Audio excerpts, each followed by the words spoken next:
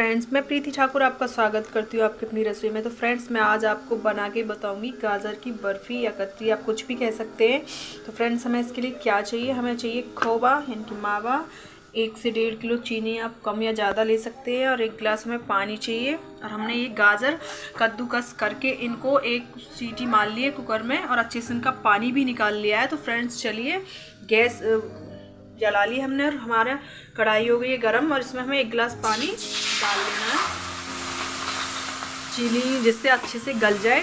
तो इसमें हमने पानी भी हमारा गर्म हो गया, लगभग हमें चीनी डाल लेनी है इसमें।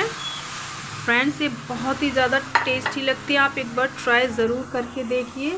तो चलिए, जब तक ये अच्छे से चीनी घुल नहीं जाती पानी में, हमें ऐसे करते रहना है। तो देखिए फ्रेंड्स, हमारी चीनी लगभग हो गई है, हमें इसमें अब गाजर डाल लेनी है। इनको भी अच्छे से पहले मिक्स होने देना है इसमें, और चीनी को अच्छे से इसमें गला लेना है। और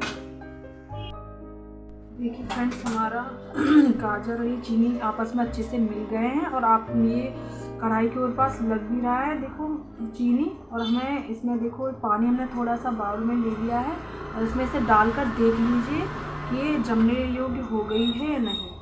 ठीक है, इसमें हमें ऐसे अच्छे से चलाते रहना, और इसको मावे को अच्छे से हाथ की सहायता से फोड़ के, इसका मतलब इसमें गांठ ना बन जाए, इसे अच्छे से आप फोड़ लीजिए। उसके बाद इसमें हमें डाल देना। देखिए लगभग हमारी फ्रेंड्स ये तैयार हो गई है। तो हमें अब इसमें मावा डाल देना है। मावा आप अपने हिसाब से ले लीजिए।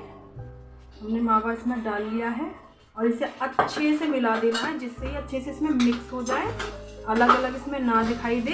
इसे मिलाने के लिए मैंने लिया है घोटा। तो देखिए फ्रेंड्स, मैं इसको किस तरीके से मिला रही हूँ, इसे अच्छे से मिला लीजिए। और अगर आप गाजर बाद में ना डाल के, पहले गाजर डाल कर उसमें चीनी बाद में ऐड करके डालना चाहती हैं तो वो डालें, क्योंकि गाजर भी अपना पानी अलग से छोड़ती है। आपको जैसे सुविधा लगे आप वैसे कर लीजिए। लेकिन फ्रेंड्स, एक बार ये आप ट्राई ज़रूर कीजिए, बहुत ही ज़्यादा टेस्टी मिठाई बनेगी।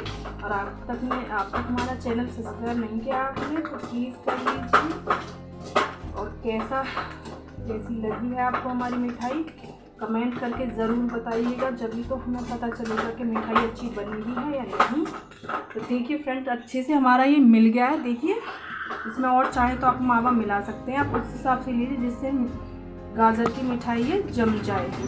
इसे भी हमें अच्छे से पकने देना है अभी, और ठीक है, जब ये साइड में लगने लग जाए चीनी, तो आप इसे जमाने के लिए रेडी हो जाएगा। अब इसे हमें पकने देना है अभी और थोड़ी देर के लिए। देखिए फ्रेंड्स, हमारी गाजर की ये तैयार हो गया है घोल। अब हमें क्या करना है, बड़ी से इसमें मैंने परात ले लिया है, इसमें घी लगा लिया है अच्छे से। आप चाहे तो कोई भी बर्तन ले सकते हैं, उसमें ये जम जाएंगी, लेकिन घी आप ज़रूर लगा लीजिए, क्योंकि उससे अच्छे से छुटने का सही रहता है, छुट जाती है अच्छे से। तो फ्रेंड्स चलिए, हम अपनी गैस कर लेते हैं बंद। लेकिन आप एक बार ये